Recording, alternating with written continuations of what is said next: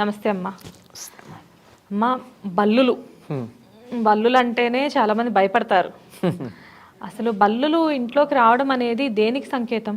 బల్లులు రావడం మంచిదేనమ్మా. బల్లి ఏమీ చెడు కాదు. చెడు శకునంగా మనం భావించే వాటిల్లో బల్లి లేదు, మంచి శకునమే. ఎందుకంటే బల్లి ఎప్పుడు మన హానిని కోరుకోదు. ఇప్పుడు కొన్ని జంతువులు అవి నెగిటివ్ ఎనర్జీని ఇస్తాయి. ఈ నెగిటివ్ ఎనర్జీ అంటే ఏం లేదు, మన హాని కోరుకుంటుంటే పిల్లి ఉందనుకోండి, వీళ్ళు ఎప్పుడు చేస్తారా అని చూస్తుంది ఆ పిల్లి. అంచేత పిల్లుల్ని పెంచం మనం, దాని మనస్తత్వం అట్లా ఉంటుంది.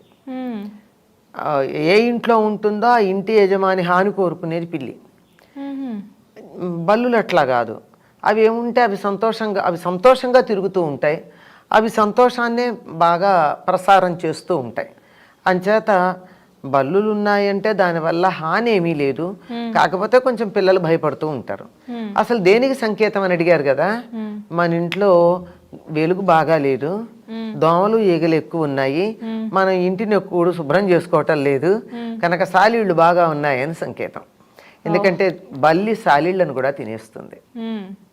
ఆ బల్లి తినలేనన్ని సాలీళ్ళు ఉంటే మరీ కష్టం. ఇంతంత లావున బలిసుంటాయి కొన్ని బల్లులు. అంత లావున బలిసున్నాయి అంటే బాగా ఇంట్లో దోమలు ఈగలు సాలీళ్ళు మొదలైనవి అత్యధికంగా ఉన్నాయి, మన ఇల్లు శుభ్రం చేసుకోవటం లేదని దానికి సంకేతం. మామూలుగా ఉందనుకోండి మంచిదే, ఉండడమే మంచిది. గోడలు నున్నగా ఉంటే మాత్రం అవి ఉండవు. ఏమాత్రం కాస్త పట్టు ఉన్నా అవి ఉంటాయి బల్లులు. తర్వాత బల్లులు హానికరం అని చాలా మంది అంటారు. లావుగా తెల్లగా ఉండే బల్లులు పాయిజనస్ కాదు. అంటే దేంట్లో అయినా పడినా అది విషపూరితం అంటారు కదా. అవవు, అసహ్యమే. ఇప్పుడు దోమ పడింది అనుకో, దోమ పడిన పదార్థం తింటే మనం ఏమీ చచ్చిపోం కదా, అయినా తినం, అసహ్యం. ఈగ వాలిందనుకో అసహ్యం, పక్కన పడేస్తాం. అట్లాగే ఇది కూడా అసహ్యం. ఇంత జంతువు పడితే ఆ పదార్థం పనికిరాంతి, కానీ ప్రాణాంతకం కాదు. నల్లబల్లి ఒకటే ప్రాణాంతకం, విషం. నల్లది సన్నగా ఉంటుంది, దాన్ని చూస్తేనే అసహ్యం అనిపిస్తుంది. దాని మీద చుక్కల్లాగా ఉండి చాలా ట్రాన్స్పరెంట్ గా ఉండి ఇంతే ఉంటుంది, ఇంతకన్నా పొడుగు ఎక్కువ పొడుగు కూడా ఉండదు. చిన్నగా సన్నగా నల్లబల్లి. ఆ నల్లబల్లి మాత్రమే అది విషం కలిగి ఉంటుంది.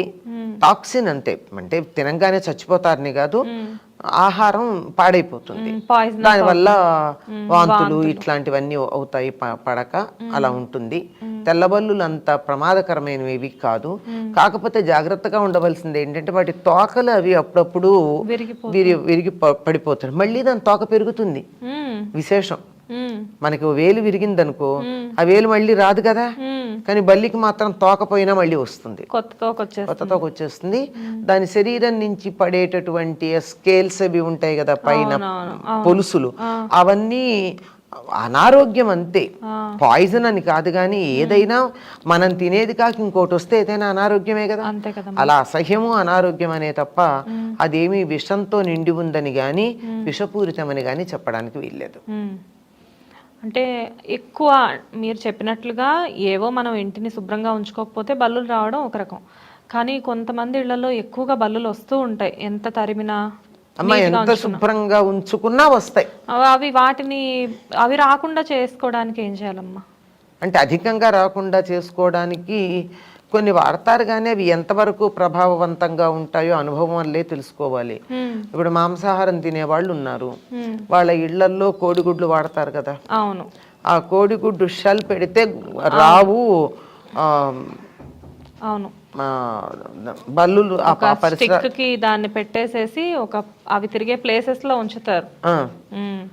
తాడుగట్టు ఏదో ఉట్టిలాగా చేసి ఏదో సంథింగ్, అవును, అలా ఉంటే బల్లులు రావు అని చెప్తారు. మరి అది అనుభవంలో ఉన్న వాళ్ళు చెప్పాల్సినటువంటి మాట. అలోవెరా మొక్క పెడితే కూడా పరిసరాల్లోకి బల్లులు రావు. ఓ చిన్న కుండీలో పెట్టి కిచెన్ దగ్గర పెట్టండి, అది కూడా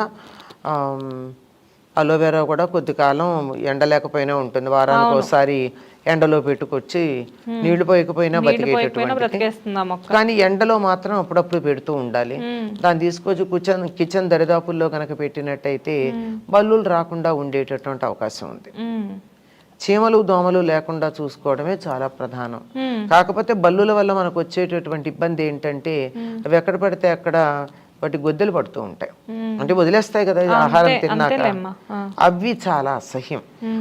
ఏది పడినా ఒక రాయే మనం మట్టి రాయే అన్నంలో ఉంటే మనం భరించలేం కదా, ఇట్లాంటివి పడితే మనం ఎలా భరిస్తాం? అందువల్ల అసహ్యం తప్ప ప్రాణాంతకం అని కాదు, అది నేను చెప్పేది.